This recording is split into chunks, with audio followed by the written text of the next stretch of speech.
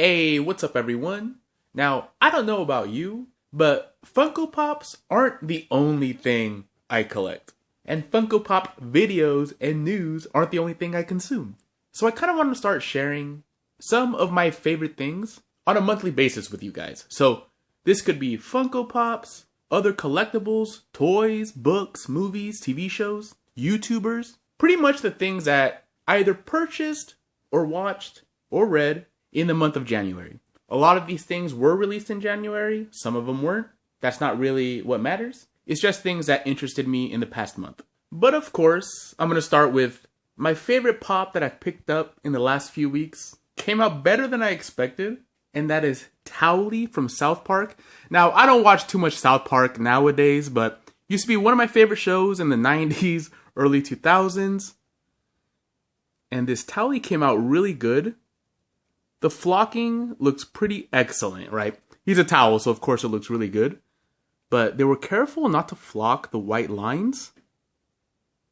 And yeah, he could be holding like a bong, right? Make it a little cooler. The eyes could have been more accurate, but you know, the eyes could be easily customizable to be more accurate to the show. I kind of like how they kept the black pop eyes because it is a Funko Pop. But yeah, that's easily customizable. I'm sure we're going to start seeing pictures of that soon. But he came out really good, and he's actually still available on Amazon if you want to pick him up. Now, I also picked up these Lego roses, right? Because Valentine's Day is coming up, and maybe this is more of a recommendation for the fellas out there, but if you got a nerdy girl in your life, this might be something kind of cute. You can get her, right? If she doesn't want like some real flowers, if she's one of those that's like, you know, they're just going to die anyways or a waste of money. This might be kind of fun if she's into nerdy things, Legos. You know, I'm not saying this is the only thing you should get her, but it's kind of a cute idea. And these roses actually look pretty good, pretty cheap. I think this is like $12. Still available on Lego's website. I also picked up one more Lego set, and that is the new Batmobile from the Batman. I don't like the play feature on it, but it looks like when it's, you know, all the way in the compartment, it's hardly noticeable. You don't see big red buttons on it or anything. But what I liked about this is that, judging from the minifigure inside the car, it looks to be to scale of the Speed Champions that Lego puts out. So that's kind of cool. Not very expensive set, only $30. I'm actually starting to look forward to this movie. I know a lot of people aren't happy about Robert Pattinson playing Batman, right? But I think he's a really good actor. Outside of like the YA stuff that he does or like the Harry Potter movies, he tends to pick pretty meaty roles. And I do think he's an excellent actor. And honestly, I think the backlash that I see now is exactly the same as when Heath Ledger was cast as the Joker. It was very out of left field. Everyone looked at Heath Ledger as like this pretty boy, like a rom-com type of actor. And to this day, people still think that Joker performance was one of the best performances of all time. So I'm looking forward to Robert Pattinson as Batman. So yeah, picked up the Batmobile now just in case the movie is super cool and this becomes kind of hard to get. Now, I recently rekindled my love for Tokidoki. And after buying a few, I went straight to YouTube to validate my purchase by seeing if any other adults are buying a Tokidoki in the quantities that I did. And I didn't find any tough guys like myself, but I did find a channel called Adara Unboxed and started watching her Tokidoki videos because I wanted a close look. And then I watched another video and another video. Even started watching like her Trader Joe's hauls because I go to Trader Joe's. The point is, she's one of those people that you can give her like the phone book to read, and it will be entertaining and funny. Just a fun channel if you like unboxings in general. Now, staying with YouTubers that I liked in January, there's a guy named Rattle Pokemon. And I don't really care about Pokemon, but I do find the culture fascinating, right? From a collecting standpoint. I just like to hear how other collectors think. And Rattle Pokemon has a lot of great theories. But what he does is he keeps the Pokemon community honest. This guy is like a collectibles amateur FBI agent. Like if you like my videos where kind of pointing out things I don't like about, like say mystery box companies, for example, you'll like his channel because he does very similar things, but for Pokemon and the Pokemon community. And there's a lot of parallels between Pokemon and Funko Pops, so you might like his channel. He's very dry, very analytical, and presents his content in a very mature way. So if you're interested in some kind of heady, serious Pokemon videos, go check him out. Now, most of you know about SkittlesRampage, one of the best Funko Pop YouTubers in my opinion, especially if you're into anime Funko Pops. I'd say he's the best resource out of everybody for that. But the videos that I liked from him weren't exactly his news videos. Those are well done. But I started watching some of his speculative videos, some of his haul videos, just his videos where he gives his opinion about the state of Funko Pop and collecting them in general. I found those very interesting, with lots of good information and theories. And the final YouTuber that I've actually watched for a lot of years, because I think he's one of the smartest guys on YouTube, is Folding Ideas. But he put out an NFT video this month that is 2 hours long and is maybe the best NFT video anybody's ever made.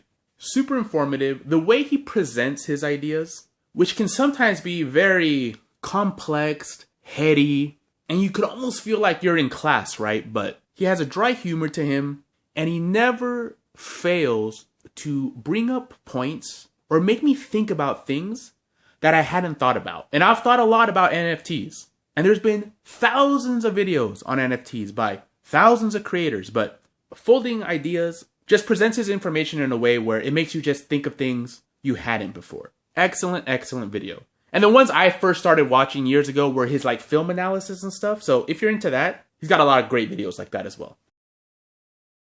On HBO, which is probably my favorite streaming service at the moment, I'm really liking Peacemaker. It's way better than I expected.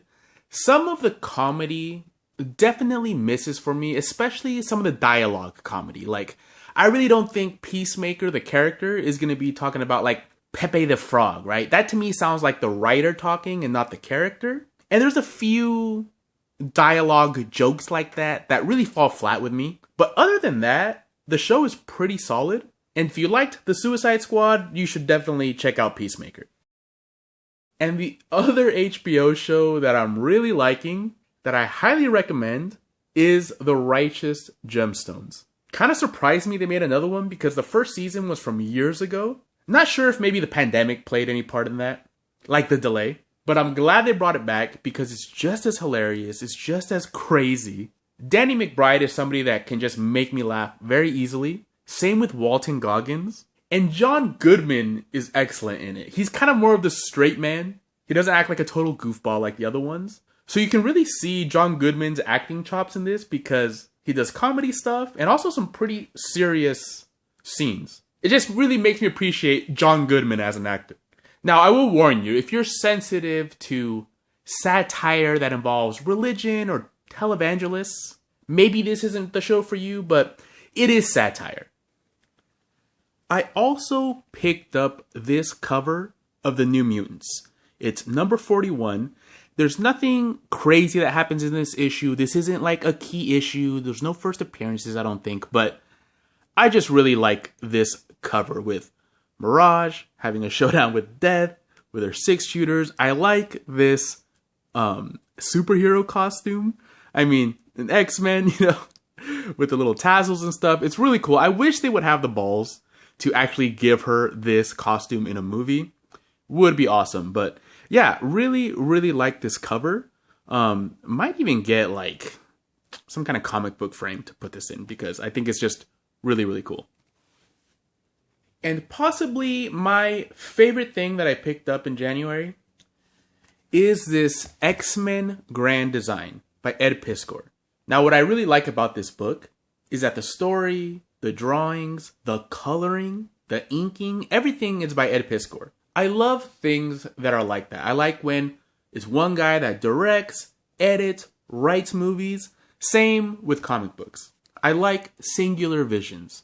And if you noticed, this is oversized because this is what the size of a regular comic book is, right? So you can see how much bigger this is.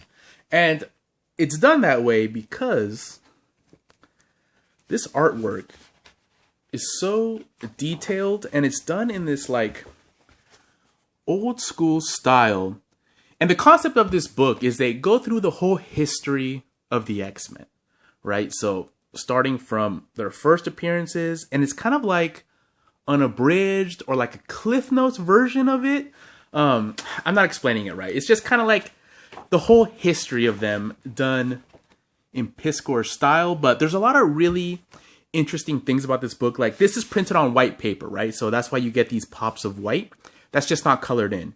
And he actually photoshops texture on the paper, makes sure that the texture isn't all the same. So like, sometimes when they make fake texture on stuff, right, you'll see like a couple of little dots from faux imperfections. And then you flip the page and you see the same ones.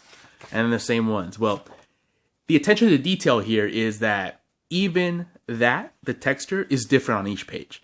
So you could imagine the love that goes into something like this, right? Really cool effects.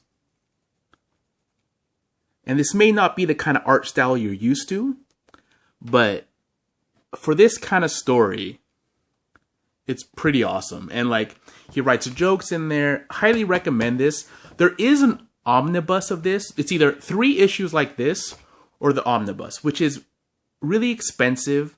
Not much more expensive though than getting these 3 issues, but omnibuses are so cumbersome to read. They're very awkward. Like, if you just want to kick back on the couch and like flip through a book, this big, huge omnibus, right? Like, the whole time you're scared you're going to rip a page out because it's so heavy.